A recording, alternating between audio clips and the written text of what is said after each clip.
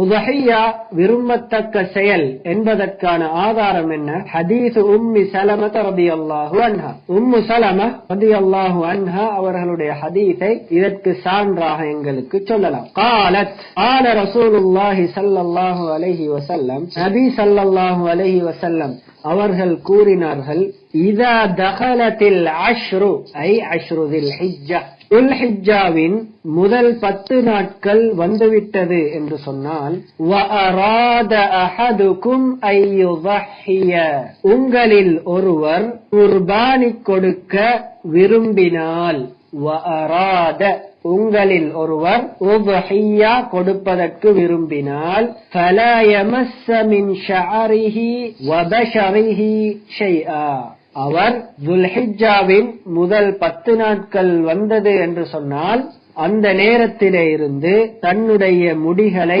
அவர் வெட்டி கொள்ள வேண்டாம் என்று நபி ஸல்லல்லாஹு அலைஹி வஸல்லம் அவர்கள் கூறுகின்றார்கள். இன்னும் சில ஹதீஸ்களில் நகங்களையும் கலைந்து கொள்ள வேண்டாம் என்று வந்திருக்கின்றது. எனவே உடம்பிலிருந்து எங்களுடைய தலைமுடி, அதே போன்று வெட்ட வேண்டிய இடங்களிலே இருந்து வெட்டப்படக்கூடிய முடிகள், இவைகளை அகற்றக்கூடாது. அதே போன்று நகங்களை வெட்டிக் கொள்வது தடை செய்யப்பட்டிருக்கின்றது. ரவாஹு முஸ்லிம், இந்த செய்தி முஸ்லிமிலே வந்திருக்கின்றது.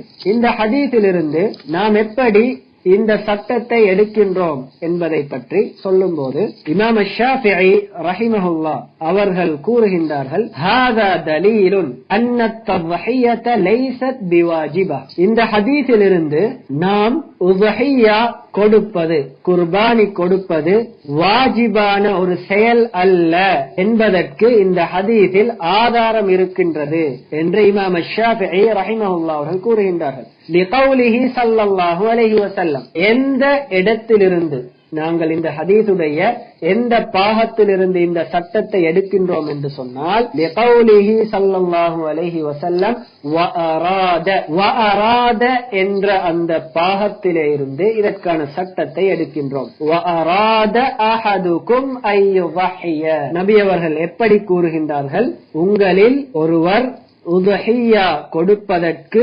விரும்பினால். எனவே உத்ஹியா கொடுப்பதன் சட்டம் முஸ்தஹப்ப, அது விரும்பத்தக்கது என்ற சட்டத்தை நாங்கள் இதிலே இருந்து எடுத்துக்கொள்கின்றோம்.